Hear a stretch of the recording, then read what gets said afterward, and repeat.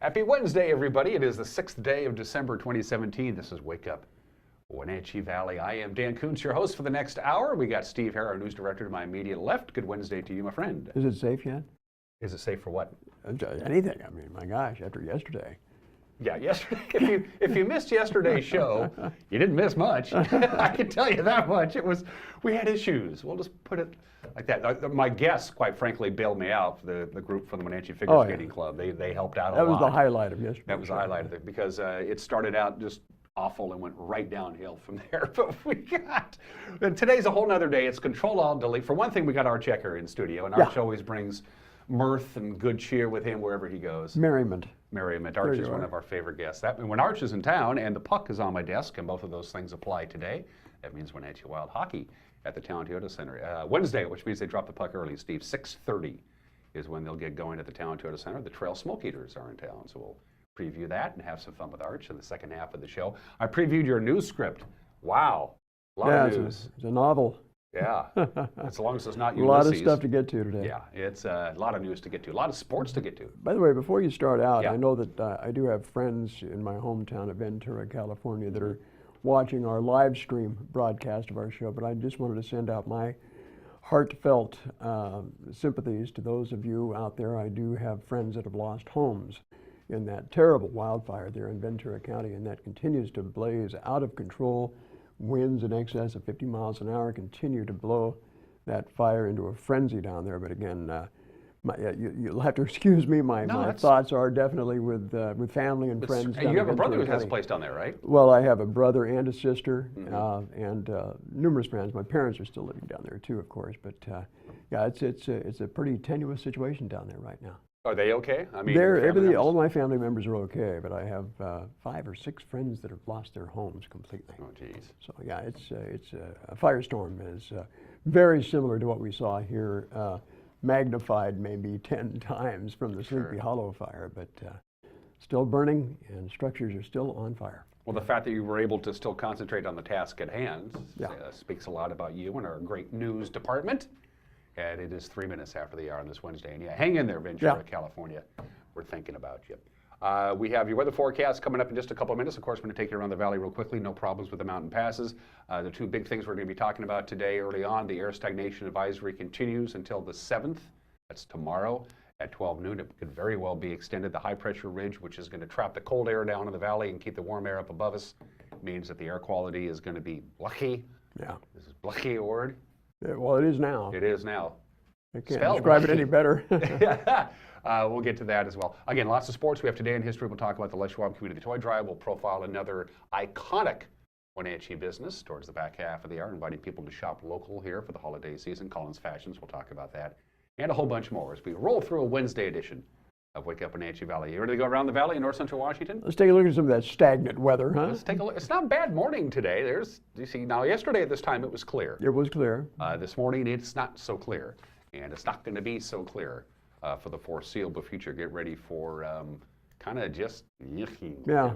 That's 2 words I've made up so far. If there's such a thing as the dog days of fall, this is it. This is it, yeah. And thank you for reminding me. It's still fall. Yeah, it is. Yeah, winter is not till the 21st. So what you see right now is what we're going to be dealing with Mother Nature for quite some time. That, of course, is the cross camber. Camber 2. And from this point forward, Steve, you and I find out together. Wow. I want to say that is up in the Plain area, maybe the Chumstick area. Caitlin, am I correct?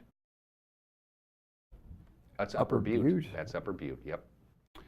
Beautiful. So that's up in the Chelan. It's been moved just a little bit, just a skosh, because that tree is normally not in our line of sight. So somewhere down there is Lake Chelan. Yeah, we're above the clouds. Yeah, we have confirmation from our friends in Chelan. The lake is still there. You just can't see it.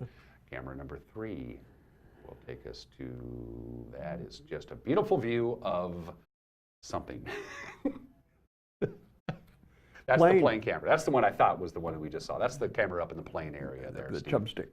Yeah, low clouds and fog, but the sun, again, this is above. What you see there is that the cameras are so high that a great number of these cameras, these Sky-Fi cameras, are up above the cloud level, up above the fog and the clouds, and that's good news there, so we can see things like that. Camera 4. Gorgeous morning. Yeah, beautiful morning in places. Oh, here That's we back are. out to Monument, of course. Beautiful Quincy. Looking towards Quincy? Yep, your opportunities are unlimited out there. And you're going to find some pretty foggy driving conditions if you're heading over, Steve, to the east. If you're heading I-90, heading on that ribbon, Moses Lake, Quincy, Ritzville, on your way out to Spokane, very thick and prevalent fog in the Spokane area as well. In fact, all of the Northwest, from the Puget Sound area all the way to Spokane and down south towards the Tri-Cities, everybody's going to be dealing with some pretty thick fog. The only way you can avoid it, the fog and the low clouds, is to go up, and we'll talk about that when we get to the past report. Let's do your weather forecast. Again, the air stagnation advisory is in effect and will remain in effect until noon Thursday. If it changes at all, we will, of course, let you know. I would not be surprised if they extend that. Of course, the air stagnation advisory means that there's quite a bit of pollutants that will be trapped in the dome. This is what happens. In fact, let's give you an idea of the air stagnation. This is something that the National Weather Service sent to us, and we decided to throw it up on your screen thanks to our guy, Grant Olson. This is what it looks like here, Steve, as we bring it up, and it looks like what it looks like our forecast. Yeah, well, you know, we've been talking about California, you know, and the stagnant air and the high pressures that we see over us is affecting the weather down there. Yes, it is. And that's what really kind of creates those Santa Ana conditions down there. There's your air stagnation advisory. So if you're in yellow, that means you're going to have some pretty bad air. Nothing's going to stir it up. The cold air is trapped down below. The warm air is up above. And this is a big dome of high pressure, huge dome of high pressure, Steve, that is going to be causing this. And it's going to stay here for, they say, all the way through next week now. Possible. That's how strong this ridge of high pressure is. And not only is it strong, but it's centered almost right over the state of Washington, too. And if you can see that one little image there on the lower right there that showed how the smoke was staying fairly close to the ground, and that's the reason for the extension to the burn ban, as we'll tell you here in a few minutes. So essentially what's happening is smoke and carbon monoxide and pollutants get up and they hit that lid of cold air. It's trapped in the valley floor. It comes right back down again. There's no place for it to go. So again, the air stagnation advisory is in effect. And that's a graphic, that's an idea of how it happens and why it happens. And it's one of those phenomenons that happens pretty much every year here in the Wenatchee Valley. We're used to it. It happens all the time, unfortunately. So that's a good idea to get those certified wood stoves installed in the home. Yeah, oh, absolutely, absolutely. And burn dry wood, of course, dry, aged wood. It burns hotter, it burns quicker, and it burns cleaner. So you want to avoid the blicky air, go up to the passes. Passes are going to be fine. In fact, there's no advisories, no restrictions at all. There's no snow coming down. Everybody is pretty much bare and dry. There's I-90 right now. Some frost and ice in places. I'm bare and dry. Are you? Yeah, I'm bare and dry. Okay. But I have a personal air stagnation advisory going on. I was going to say something about that. Yeah, well, I had cabbage for dinner last night. That was a mistake. Stevens Pass, no problems. Some patches of frost and ice here and there. Blewett, you're not going to have any problems at all either. And it's going to stay this way. There is zero precipitation, not only for the valley floor. There's a truck pulled over. Not only for the valley floor, Steve, but for the mountain passes as well. Nary a snowflake to be had. And the highs will be near 40 in the mountain passes. So again, it will be a good 4, 5, 6 degrees warmer at the 4,000-foot mark than it will be at the 700-foot mark, which is where the valley floor is. So you're going to have clear skies up above, and everyone's in love, and there's no problems at all. There you go. In the Cascades, and it's going to stay that way for quite some time. In fact, that's where the clean air is going to be. 8 minutes after the hour. Are you ready for a bunch of news? Because this guy here has got a bunch of news. We keep you in the loop here in the NCW Live channel, and in 1 minute, we will do just that. You're watching Wake Up Wenatchee Valley, live from Studio 5 in downtown Wenatchee on the NCW Live channel.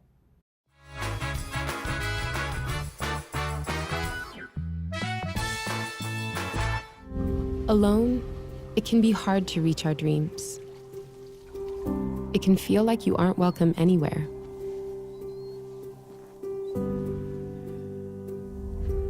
When no one's there to clap, taking on the world by yourself. But when we come together,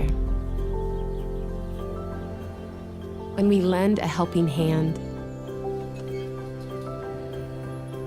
when we set the stage, when you support causes you care about in your community, lives are changed. You make a difference in someone's life when you give. Imagine the impact if everyone in our community gave 10%. 10% makes a difference.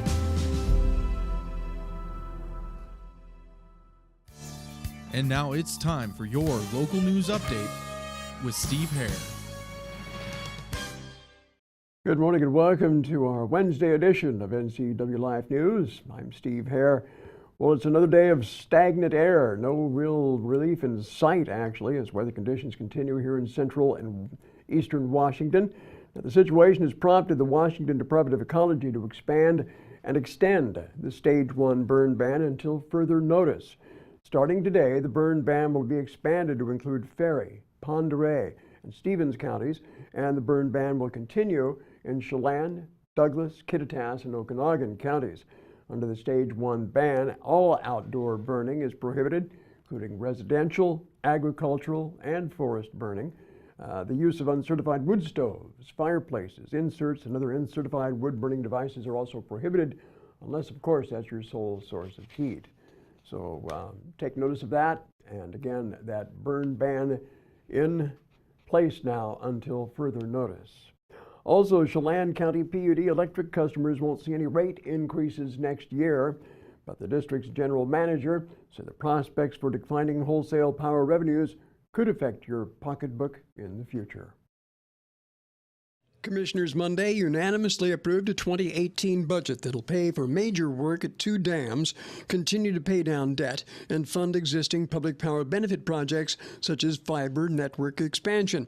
PUD General Manager Steve Wright said the budget reflects priorities outlined in the utility's long-range strategic plan. Well, adoption of budgets is a watershed moment for us. We begin preparing our budget in February, and we come to a conclusion in December. So a lot of thought goes into it. What we're doing is we start with our strategic plan, and hopefully many folks by now have heard we have 3 big priorities in our strategic plan: investing in assets and people, reducing debt, and initiating a public power benefit program. It was built around the vision in 2014, 2015 when the plan was being put together that we were likely to have many, many good years of great financial returns. The wholesale market looked really good.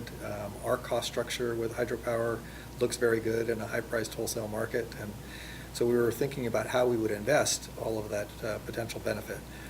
The one thing that has changed pretty dramatically from the time of the strategic plan is that the wholesale market has come down significantly. So we've seen a lot of natural gas coming into the market, which is a direct competitor of ours as a result of fracking and other opportunities to be able to produce more domestic natural gas at lower cost.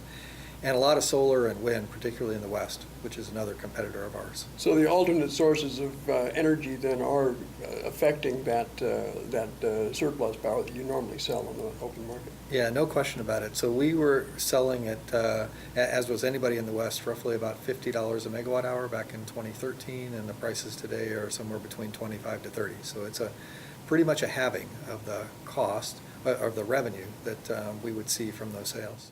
Now, to get ahead of the expected revenue decline, Wright says next year's spending plan will include some major upgrades at Rocky Reach and Rock Island dams.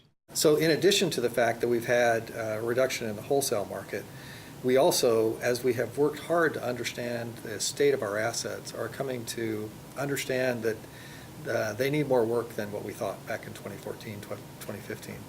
Larger amount of capital investment than we were anticipating. A good example was the one that we used at the board yesterday, where we have bridge cranes. So if you've been to Rocky Reach Dam and you've looked down at the turbines, there are these huge cranes which can move 500,000 pounds because turbines are big things. And they've been operating since the dam was complete in the early 1960s. So this is the first time we've taken them apart and actually seen what's going on inside of them. And we've discovered there are more cracks, more wear and tear. A few more things because we can understand stresses better today than we could back 50 years ago. A few more things that need work. So we're going to need to spend some time and some money, about $500,000, to try to work on fixing those up. The PUD expects to end 2018 with a bottom line of nearly $72 million. Now that's down from the $85 million forecast in last year's budget. Expenditures of $366 million include paying down debt by another $24 million. Expenditures are up 7% from last year, and that reflects the investment at the dams and in the power grid to serve forecasted growth in the county. Steve Hare, NCW Life News. Also today, red light cameras are becoming more and more prevalent around the country as a tool for traffic enforcement, but they're also proving to be a significant revenue generator for the city of Wenatchee. Police Captain Edgar Reinfeldt explains how those cameras work and how the citation is issued. So with the red light camera itself, they're set up on the 3 intersections down here at Kittitas and Mission, at 5th and Chelan, and Orondo and Chelan. So all 3 of them are set up the same way. The cameras have a field of view that can see the entire width of the intersection from edge to edge, curb to curb, and see what's going on in the 3 or 4 lanes depending on the installation. They're looking at the stop line, they look at the vehicle approach. There's sensors in the roadway and the cameras both. The camera fires when it believes, by timing, that the vehicle's moving fast enough, it's going to cross the stop line after it turns red. Now, those violations or potential violations are captured by the cameras and sent to the contractor. The contractor does an initial sweep and reviews the information and says, this appears to be a violation or it's not. People will notice that thing flashes all the time because it thinks it's more than likely you're going to commit a violation. If you stop before the light turns red and don't enter the intersection, no problem. So this information goes off to the contractor. The contractor then sends us the files electronically and we review them. It still requires an officer to review and approve any infraction for this violation. Now, Grant Olson talked with Captain Reinfeldt yesterday. He said the red light cameras are cost effective and they do help reduce accidents. They are cost effective in that the revenue generated from the tickets is paying for the entire lease on the process. So what we're collecting is indeed paying the lease on the camera system. Effectiveness in reducing collisions, over the first 5-year study we did after installation, we definitely saw a dip in collisions at these intersections. We can't say that the camera itself prevents a collision, but hopefully improving driver behavior by saying there's a red light camera here is helping. As far as being a moneymaker for the city, officials with the city say since 2010, the 3 red light cameras on average generate around $550,000 a year. $175,000 of that goes to the camera vendor, and $50,000 goes to Chelan County for court costs. That means the city nets around $325,000 each year on those red light cameras.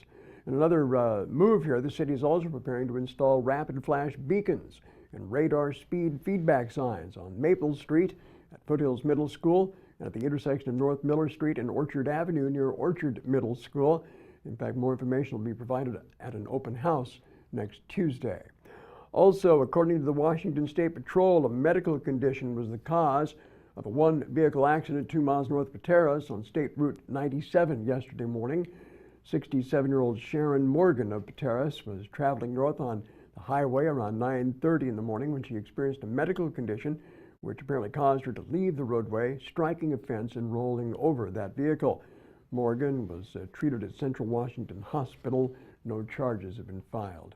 Also this morning, a house fire in Ephrata 2 nights ago sent 2 people to the hospital. Grant County Fire District 13 crews were dispatched to the fire on Road B Northwest around 9:30 in the evening. The home was fully engulfed when crews arrived. Officials say the family was sleeping when the mother was awakened by the sound of breaking glass and other noises. The father got up, opened their bedroom door to the hallway when he was met by extreme heat, smoke, and flames. The father suffered burns and smoke inhalation before shutting the door. The mother then screamed at the kids in the other room to get out. The mother was able to get her bedroom window open and get her young son and the father out the window.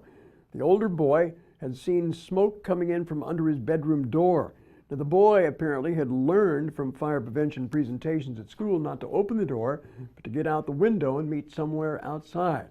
That likely saved the 2 older boys from serious injury, according to officials. The father was flown to Harborview Hospital in Seattle with reported 2nd-degree burns over 25% of his body. The mother suffered smoke inhalation. She was released from the hospital. The home and belongings were a total loss, but the family was thankful to get out alive. Again, that cause is still under investigation. Well, a 6-mile stream in the Methow was renamed Tuesday after the State Board of Natural Resources approved a recommendation from the Committee on Geographical Names. Squaw Creek is now Swarum Creek, according to a news release, saying the original name was considered offensive. Also in the news today, the State Department of Health held a public hearing to consider the adoption of new rules in regards to sex designations on your birth certificate. The DOH filed to consider the rule on October 31st. If adopted, the rule will set procedural requirements for adults and minors to change their sex designation from male or female to male, female, or the non-binary option of X. X is defined in the rule as a gender that's not exclusively male or female and includes a non-exhaustive list of gender identities. For adults who want to change the sex designation on their birth certificate, the rule would require a signed application to Department of Health. The signature must be notarized and is provided under penalty of perjury. For minors, the rule would require an application to be signed and submitted by a parent or legal guardian and include an attestation from a licensed healthcare provider whose scope of practice allows for this. The attestation is an acknowledgement that the provider has a patient-provider relationship and that the minor identifies as the sex being requested on the birth certificate. Again, that 2.5-hour public hearing in Tumwater, Washington, heard comments from both sides of the issue. Comments will be summarized and given to the Secretary of State, or Secretary of Health, for consideration. Now, based on the date of the meeting, the earliest the adoption of the rule could be filed would be December 19th. Upon adoption of the rule, would be effective 31 days from the day filed. Christmas came early this week for 15 families during the Manson Fire Department's annual Season of Hope event. Brought more than $6,000 worth of grocery gift cards to those in need in their community. The neat thing about this year is kind of where is our process, and I'm not going to let go of too much there, but the people who are putting the names in, they're vetted out, so we know we're meeting needs. When they come to the door and they're trying to figure out what has just happened when you knocked on the door, and the Christmas stocking with the gift inside, and once they figure it out, they're many of them become emotional, but they're all so happy that this gift just found them. We've had people in the past that have been down to, as one guy came in and to the employees at Red Apple, he couldn't afford top ramen. And he is a single dad with a son, and he was so he didn't have $1. He couldn't buy top ramen. And this gift came in and got him at a key time, and then that got him through the winter. The kids get it. They understand what this is. So we've been going along enough that they don't know whether they're selected as a family, but when the truck rolls up and the knock at the door, they figure it out real fast that they've been selected, and they're excited because they get Christmas. and we get to eat and we get Christmas. Wonder who gets more out of that, the people that are receiving the gifts or the guys that are giving them out? And I think it's right down the line. I think you're right. That's a great $6,000 in gift cards? Yeah. That's incredible. Thanks to Caitlin Heddersheet for her great job in putting that story together. It is. It's a really good story, and kudos to those folks up there in Manson for taking care of the less fortunate around us. Quick little correction here, as you see in the bottom of your screen. That's how to get a hold of us. Quick little correction at the beginning of the newscast. You mentioned they've expanded the burn ban to other counties. Yeah. You said Pend Oreille. It's pronounced Pend Oreille. Oh, I beg your pardon on that. People make that mistake all the time. Always make the mistake. Yeah, it's Pend Oreille County. Puyallup, huh? Look at the bottom of your screen. That's the 4 different ways you can get a hold of us. There's probably more. I wouldn't be surprised if we expanded that in the last 24 hours. You can email us. You can Facebook message us. You can pick up the telephone and call us. This is not a telephone. This is my thumb and my pinky finger. It doesn't work as a telephone. You can just, whatever it takes, please get a hold of us. We'd love to hear from you. And you do get a hold of us. This is your station as much as it is ours, so at the bottom of your screen you'll see all the different ways you can get a hold of us. News tips, you just want to say hi, whatever the case may be. I get a hold of him by the scruff of the neck most of the time. Pend Oreille County. That's Pend Oreille. Pend Oreille. Yeah, there you go. Yeah. I had Pend Oreille when I was in 8th grade. Missed 2 weeks of school. It was bad news. Get a hold of us. We'd love to hear from you. It is 24 minutes after the hour. Steve, I know you're a busy guy. You're probably winded after all that news. Why don't you go take a quick little nap? I'm tired. Yeah, and take care of Arch in there, all right? He probably needs another cup of coffee. We're going to be back in 1 minute with sports, the obscure holiday today in history, birthdays. We'll talk about the Les Schwab Community Toy Drive and a whole bunch more. You're watching Wake Up Wenatchee Valley, Wednesday edition on the NCW Life Channel.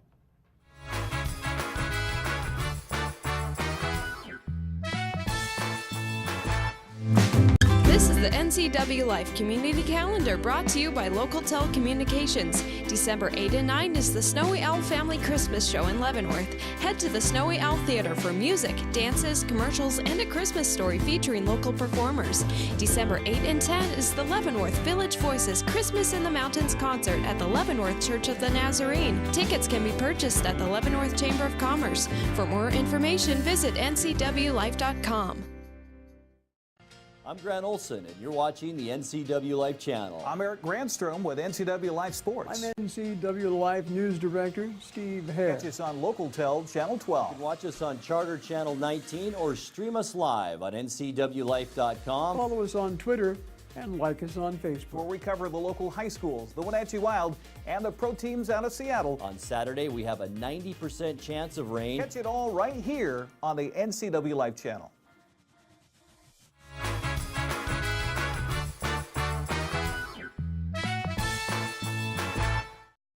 And we are back at 26 minutes after the hour on this Wednesday edition of Wake Up Wenatchee Valley. I am Dan Kuntz, your host, and there's a beautiful view to soak in as we talk sports. To the Les Schwab Prep scoreboard we go. From last night, we'll start with boys basketball. Chelan edging Cascade, Omak stopping Cashmere, Manson beat Bridgeport, Waterville-Mansfield traveling to Winthrop, and they topped Liberty Bell 52-35. Girls from last night, again, as we continue with the Les Schwab Prep scoreboard. Wenatchee, Richland took care of the Panthers in a big way. Cashmere remained unbeaten. Manson downed Bridgeport to Liberty Bell, sank a free throw at the buzzer to complete a three-point play, and they beat Waterville 50-49. Eastmont and Wenatchee kept their undefeated seasons going yesterday in bowling. Shutouts over Ellensburg and West Valley, respectively. The Wildcats, high bowlers. Riley Cox with 183 and 188. Emily Montoya with an impressive 268. Panthers, they got great games from Taylor Bitterman and Kayla Hankins. So that sets up the battle of the unbeatens today. At Eastmont Lanes, Wenatchee is officially the home team for this match against Eastmont. Our cameras will be there. We're going to film the entire match as the defending state champions from last year, that's Eastmont, take on the state champions from 2 years ago, the Wenatchee Panthers.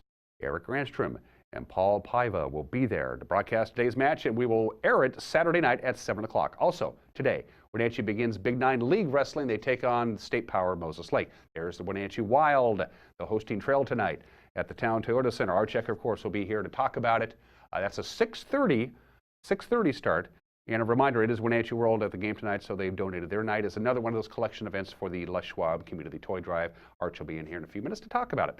Taking a look at the Les Schwab College scoreboard from last night. Gonzaga losing to Villanova in Madison Square Garden, which is located in New York City, the last I checked. Washington has a tall task tonight as they take on the Jayhawks, and Washington State is at Idaho. So we only have to drive about 7 miles. Not bad at all. The Wenatchee High School Epaulettes dance team is now accepting sign-ups for their holiday mini dance camp for kids aged kindergarten through 5th grade.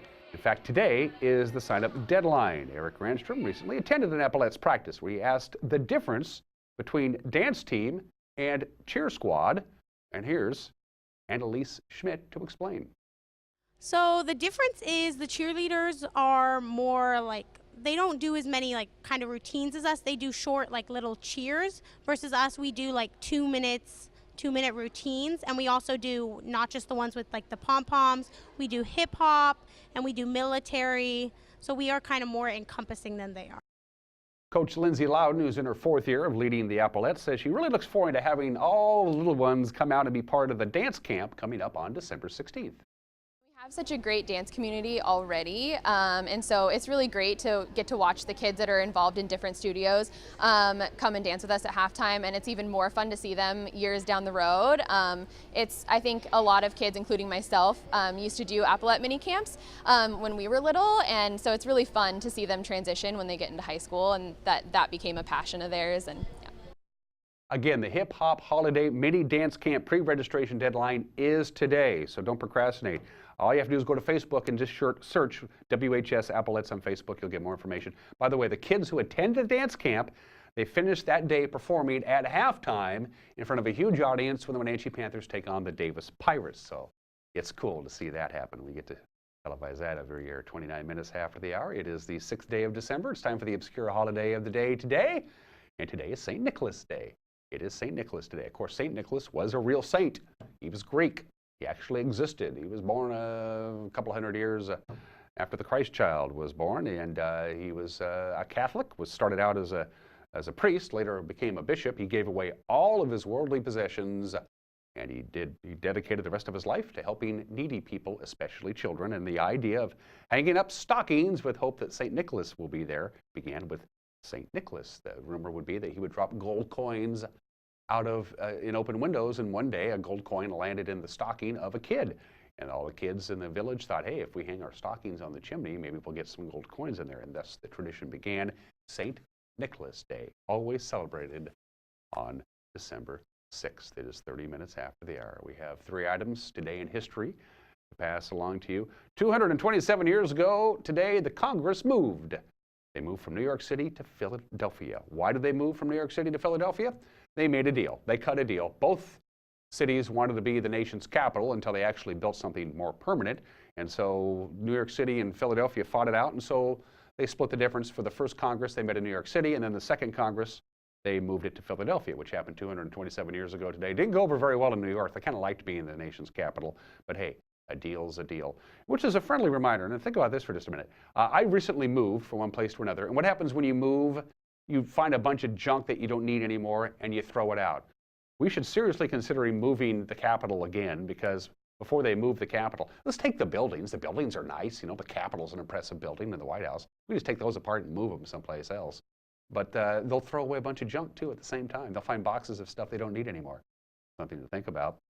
122 years ago today, the 13th Amendment to the United States Constitution was ratified. It reads exactly like this.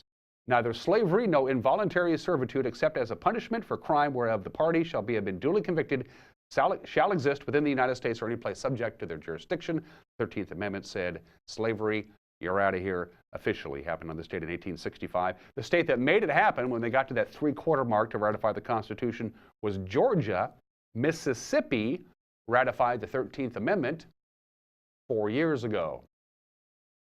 And on this date in 1969, 48 years ago today, it was supposed to be the Woodstock of the West, a free concert at the Altamont Speedway in Northern California. Santana, the Jefferson Airplane, Crosby, Stills, Nash & Young, the Flying Burrito Brothers, and the headliners, the Rolling Stones. It was supposed to be a day of peace, love, and music.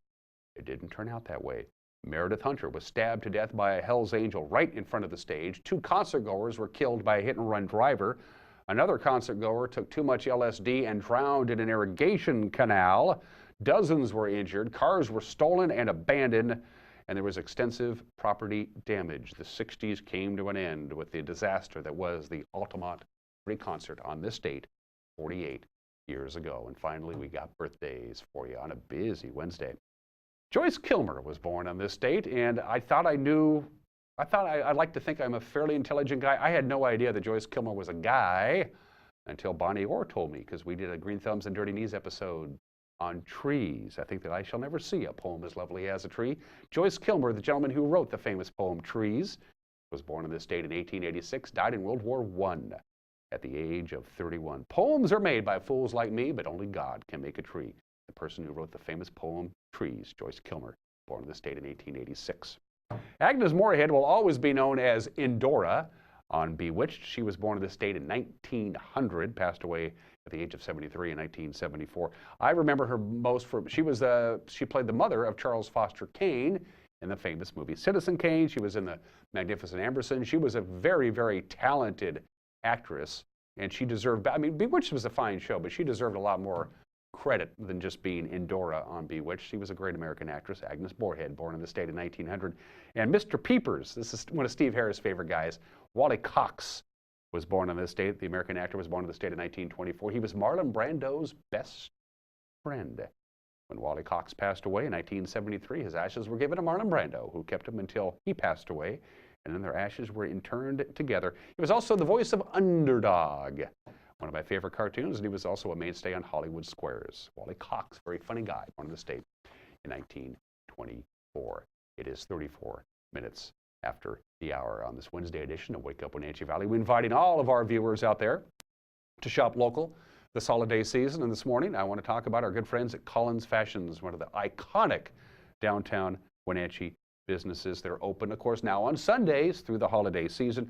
And boy, if you don't know what to get that special female in your life, just do the Collins Fashions wish list. It takes the guesswork right out of it. Marcy and the crew are just tremendously professional people.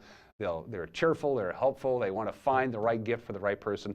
Collins Fashions should always be on your Christmas shopping list. They have Icelandic sweaters to keep you all nice and warm. Tommy Bahama zip fleece. Everybody knows Collins Fashions in beautiful downtown Wenatchee. Drop by and pay them a visit if you don't mind. And don't forget the Les Schwab Community Toy Drive continues. We invite you to get a toy. In fact, here's what I did. I cut this out of the Wenatchee World. Ta-da! Today is the Wenatchee World's night at the Town Toyota Center for the Wenatchee Wild when they take on the Trail Smoke Eaters. So if you're going to the game tonight, pick up a brand new unwrapped toy and bring with you to the Town Toyota Center and put it in the big box. We want every kid in North Central Washington, every kid without exception, to have at least one, if not many, many brand new toys under their Christmas tree. You can make it happen. This is also a list, so you know preschool to 4th grade, junior high kids, 8th grade and above, what they want, what they're looking for. You can never go wrong with gift cards. That's always a great thing to do. The Les Schwab Community Toy Drive is going on right now, and if you can't make it to the Wild game tonight, you can always drop it by our station here, either Les Schwab location. You can the Wenatchee World, Sangster Motors, Columbia Valley Community Health, Works is involved in this. Our friends at Country 104.7 KKRV, Hooked on Toys. So let's make it happen, folks. The Les Schwab Community Toy Drive. It's going great guns because of you folks. We want to keep that momentum going. The Les Schwab Community Toy Drive. Let's make it happen. 36 minutes after the hour. Everyone is entitled to Mike McNally's opinion here in just a couple of minutes, and then Arch Ecker, your friend and mine, talking Wild hockey in about 5 minutes. You're watching Wake Up Wenatchee Valley live from Studio 15 in downtown Wenatchee on the NCW Life channel.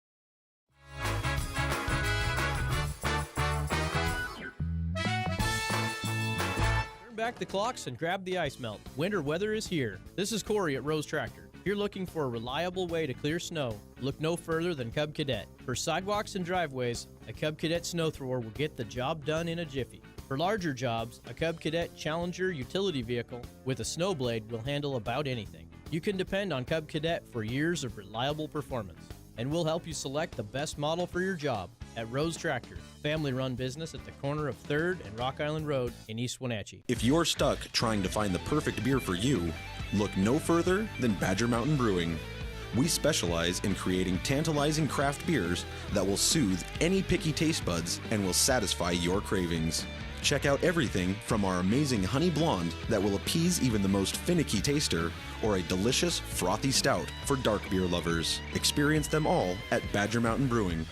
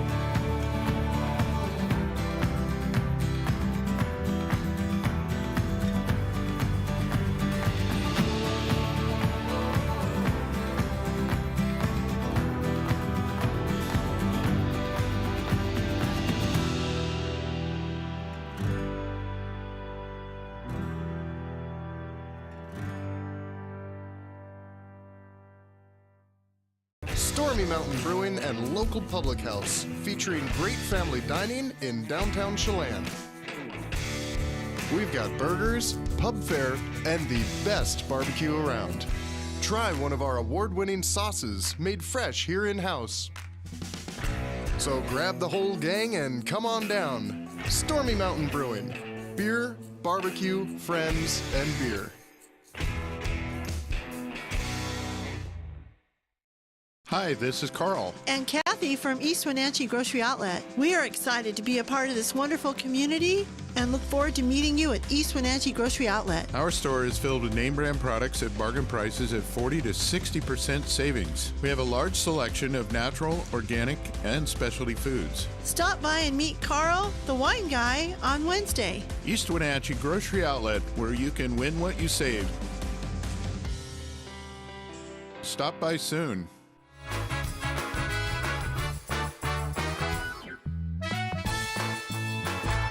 Hey, this is Mike Mad Dog Magnati, and everybody is entitled to my opinion.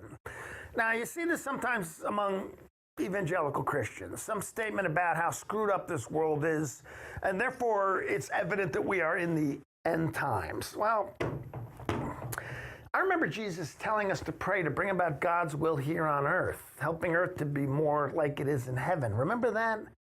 And maybe in some ways, we're actually doing that. Now listen to me. We're recognizing that the abuse of children is something we need to pay attention to. We're paying attention to the mistreatment of women. And we're also looking at how we have marginalized some others in our society. And these are issues that we need to address. And finally, we're addressing and dealing with them. So maybe the opposite is happening.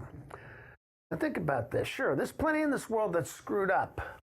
But maybe we're actually working to fix some of the things that have been wrong for a long time. This is Mike Mad Dog Magnati, and that's my opinion.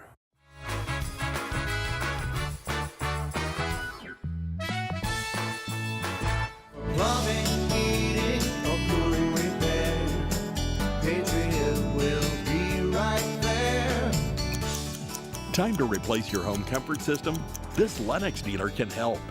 If it's time to replace your old furnace or air conditioner, Patriot Plumbing, Heating, and Cooling gives free estimates. Call Patriot today. Patriot Plumbing, Heating, and Cooling will give your home a hug. Lennox. Innovation never felt so good.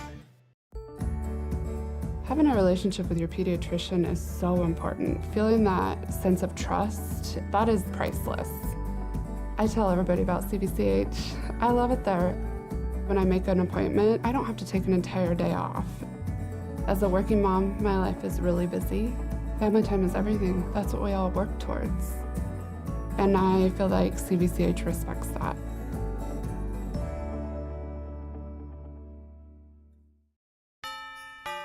Christmas is charming.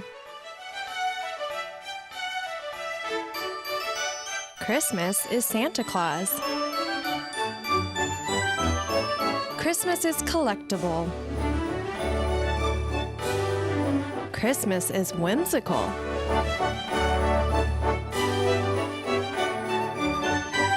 Capture Christmas at Kris Kringle.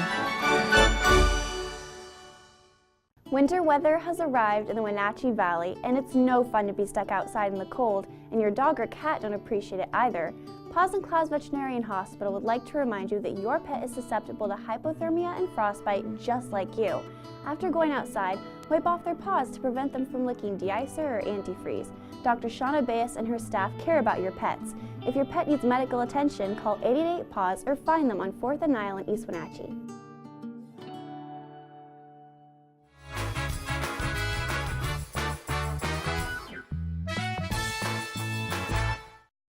"43 minutes after the hour, I endeavored to go back through my archives and try and figure out exactly how many times Arch Ecker has been on the show. And Arch, I have a number for you.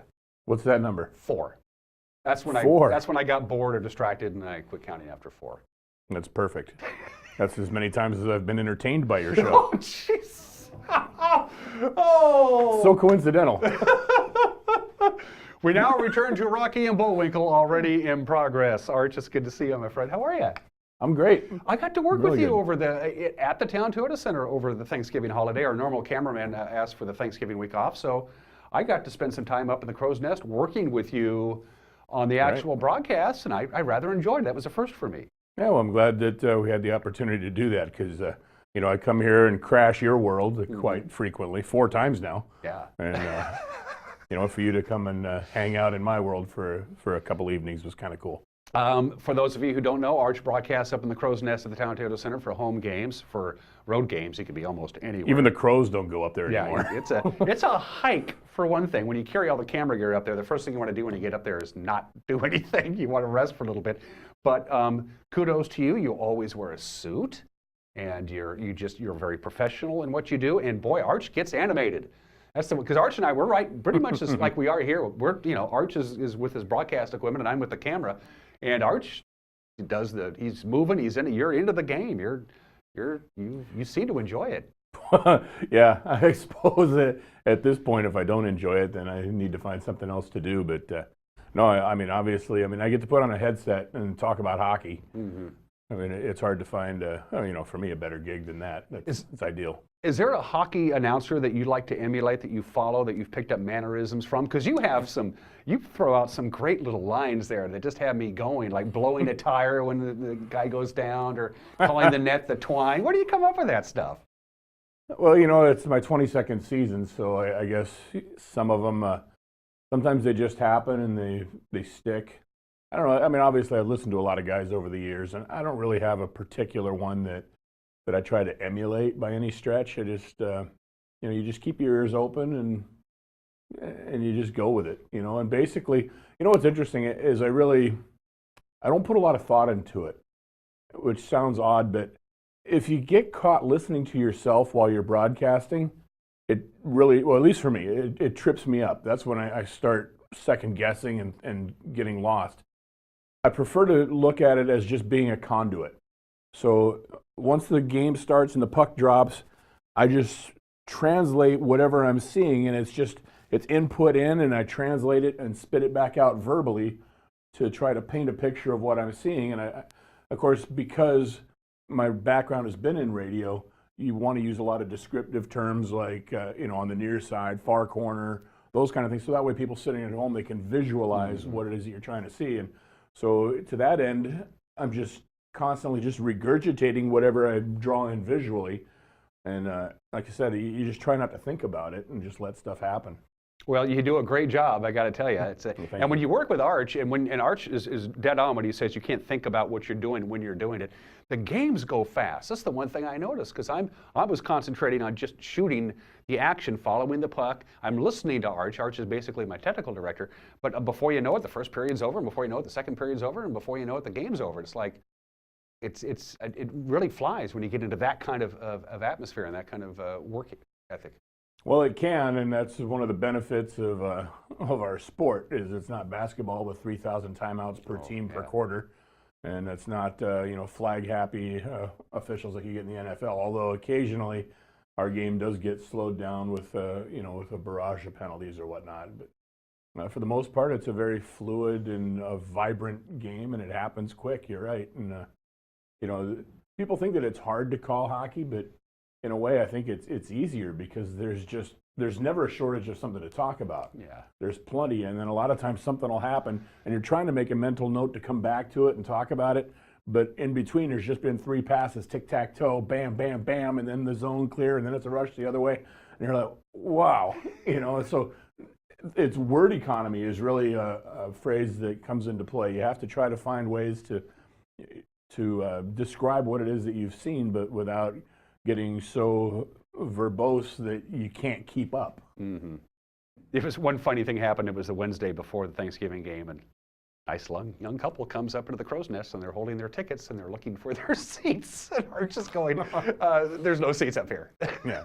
But if you want to run a camera, there's an opening. Want to run a camera. Because obviously any monkey can do it. Yeah, no doubt about that. Except for Michael. Michael does a great job. Yeah, he's a wonderful cameraman. Yeah, he really people is. that watch, because you do the Thursday night hockey here, and when people watch that on this channel, that's Michael's handiwork that people are seeing, and he deserves a pat on the back for it because he has really taken to it. Yeah. You know, I think when he first got there, he just kind of camera on a stick, just swinging it around, but he's really embraced that. You know, to provide a good visual product, you know, you have to really work it as you. Oh boy, I got a refresher course in last week. 2 years ago, I was the wild cameraman, and I got pretty good at it because you just do it over again, and eventually you get pretty good at it. Michael is so much better than I was, and is. He's gotten so good. And the thing I really noticed about that was when I watch away games on hockey TV, when you guys are up in Canada, and they go, this guy stinks. He's not nearly as good as Michael is. So they could take some tips from that guy. I can tell you that much. Good road trip. They scored some points, gave some good teams it was a good road trip last week. Well, it was. I'll tell you what was interesting about it is the whole team was sick. Oh, I did not know that. Yeah, you know, and we didn't really pump it up and talk about it much, you know, as it was happening. But at some point, probably, I mean, a good 2/3 of the team was hit with a stomach flu. At maybe not all on the same day, but you know, I mean, we were getting off the bus on at first arrival, and that was when the first guy. You don't need to graphically describe what happened, but we all know.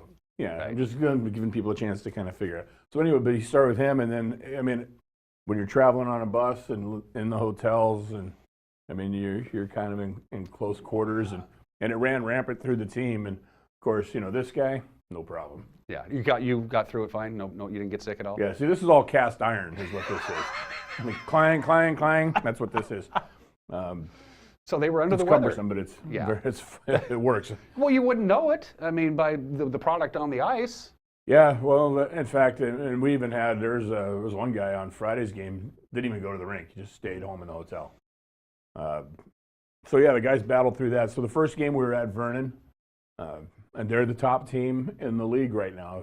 Overall, if you took all the 17 teams and threw them in a pile, Vernon's right there at the top. And we had just beaten them the week before, the first game that you filmed. And we ended up being able to get by them again, another 2-1 victory, which is about what you would expect between those two teams that are both pretty skilled and whatnot. But, of course, you know, if you hear the coach talk about it, he's going to say that, you know, he felt that both teams probably didn't play their best. And in a way, I can see where he says that, but on the other hand, you know, it was still a pretty competitive game because both teams were kind of on the same playing field as far as their intensity or whatnot. But yeah, so we came away with the 2 points. That was big. You know what happened in that game too? Sam Morton, who's a second-year forward for us, recently committed to Union College. He took a hockey stick to the face. No, it wasn't a dirty play. I think I'd rather have the stomach flu than have that happen to me. Yeah, because that passes, no pun intended. And but yeah, so what happened was the Wild were on a power play, and Sammy came off the left side. He took a shot. It hit their guy, one of their defensemen, in an ankle and popped up and does this, right? So everybody was like, so, as the puck's floating through the air, and one of their guys was one of their better players. He turns around and he tried to baseball bat it out of the zone. Well, he swung and missed, and it just came around, and Sammy was coming in and wham, and it knocked 3 teeth out. I mean, it was a full-blown baseball bat swing right to the chops. And so, yeah, you know, it is interesting. So our associate head coach, Lee Mendelson, he had driven up in the team truck. He didn't ride the bus with us. He had come up in the truck. Reason being was the next day he was going to drive back down, catch a flight, and go do some recruiting. Well, by fortunate circumstance of that being there, what happened is after the game, Lee and Sammy and Clarkey, Chris Clark, our assistant coach, they all hopped in that truck and raced back down to Wenatchee. And at 7 in the morning, Sammy was in a dentist chair getting worked on. So then Lee went off and was able to do his thing, and Sammy got taken care of. And he says, you know, I want to play. I'm ready to go back. And Clarkey brought him back up on Thursday, which was an off day for us. And then we had the Friday game at Salmon Arm. And yeah, Sammy played. They put the full cage on him, you know, for protection, obviously. Not only did he played extremely well. He played like a man on a mission. He was very aggressive. And I don't mean aggressive like fighting-wise, but he just had that extra little jam in his step, and he went hard into the corners and whatnot. Scored the game-winning goal. Minus 3 teeth, and it's funny, you see him now, he's like, hey, what's up? What did that do to the team? When they saw that happen, they saw him go down in blood and teeth, and that was on a Wednesday, and on Friday he's right back with the team, and he's playing with the team, and he's playing inspired hockey. That must lift the whole team up. Well, it does. There's no doubt. In fact, and his team's a pretty tightly knit bunch, which is nice. You know, earlier in the season, it was early October, when the youngest player on our team is Lucas Sveikovsky, and he broke his leg in Chilliwack, and he went down. Obviously, he went and had surgery and whatnot. But the first time that he came back, it was, you know, he hasn't come back to play yet.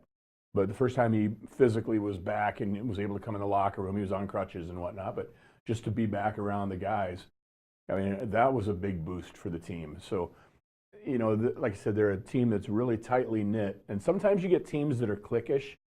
You know, like you'll have the maybe the Minnesota kids kind of stay to themselves, or these guys kind of group and stay to themselves. And this team, it's really not so much about that. They really, they're a team that really embraces one another, and it's a good dynamic because it you have to play for not just for the love of the game and not just for the logo and all that. You really want to play for the guy next to you on the bench, and this team really embraces that. It's kind of funny when we were talking about when I was working with Arch. First day of that Wednesday before Thanksgiving, I was up there getting set up, and it was just me and that night's scratch, the gentleman for the Bonanza Wild, who wasn't playing, so we got to talk a little bit.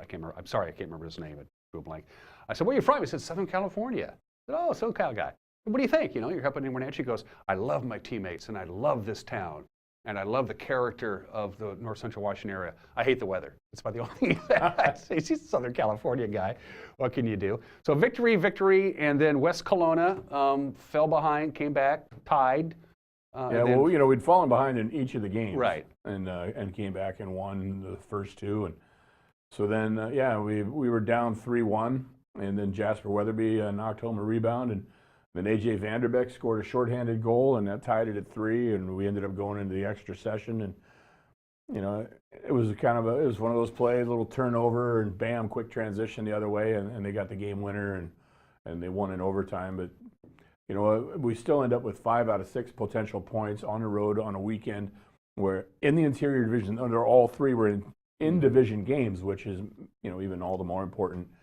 But, to come through the adversity we had with the illness and whatnot, and to be able to come out with that kind of success, it's a huge win, not just, in the standings, but as far as how that plays towards building confidence and whatnot down the road, because you're always going to be dealing with some kind of adversity, whatever it may happen to be. But we're going through some interesting patches here early in the season, and that's got to set us up well for when we get down the road and once March rolls around. Yeah, that's good stuff. Let's talk trail. Smoke Eaters are in town, my friend. That's right. Trail's in town tonight, and they're just 1 point behind us at this point. They were off to a really good start, and for whatever reason, they've hit the skids a little bit recently, but it doesn't really matter. It's a division game, and who's hot and who's not. You can just toss a lot of that out the window most times, because on any given night, in this league for sure, and definitely this division. They've got one of their top scorers has already been drafted by the Columbus Blue Jackets. So he's got his future kind of laid out for him a little bit. And, and they've got a lot of guys that know how to put the puck in the net. There's no doubt. Last time we played them, both sides kind of lit it up. It was a 7-5 loss for us at Trail. But I think our guys kind of felt like maybe we let that one get away. Because most times you put the puck in the net 5 times on the road, you should win. You put the puck 5 times anywhere, home or away. Yeah. You score 5 goals, you ought to win that game. Yeah. And they didn't, and I think they just feel like they maybe want to kind of set things straight a little bit tonight. So I don't know, and it's always fun to play in front of the home crowd. 6:30 is when they drop the puck tonight. 6:30 at the Toronto Center, because it's a Wednesday night game. And don't forget to bring in new unwrapped toys for the Les Schwab Community Toy Drive. We got about a minute left. There's going to be another Rooter Bus heading up to Canada sometime in the near future, so folks can follow the team up north. Yeah, well, we have one more trip we're going to do, and it's going to be the last weekend of the regular season, February 23rd and 24th, I believe. And we'll go up, and they're going to get a room in Penticton, and then we'll bus up to Vernon and play there on a Friday. Come back, stay in the hotel in Penticton, and then go see the game against the V's on Saturday night. And that'll be the last regular season game of the year, and obviously there will likely be some playoff implications hanging in the balance there, so that makes it all the more exciting. You can give us a call at the office and get your spot lined out. It's only $160 and includes the bus travel, game tickets, hotel, the whole package. All you have to do is feed yourself out of your pocket, and the 100 other yeah, you're on your own for your food and stuff. Food and beverage, but that's a good deal. Yeah, it's pretty good. And, the people that have gone on the trips have just enjoyed it. They're a lot of fun. And who's kidding who? The players love it. The players do love it. It's a huge difference on the road. Arch, have fun tonight, buddy. I know I will. Yep, absolutely. You have fun too. I will. My guest tomorrow will be Lisa Abel from Bruce Transitioning Housing and the Women's Resource Center. Until then, everybody have a great Wednesday. Bye-bye.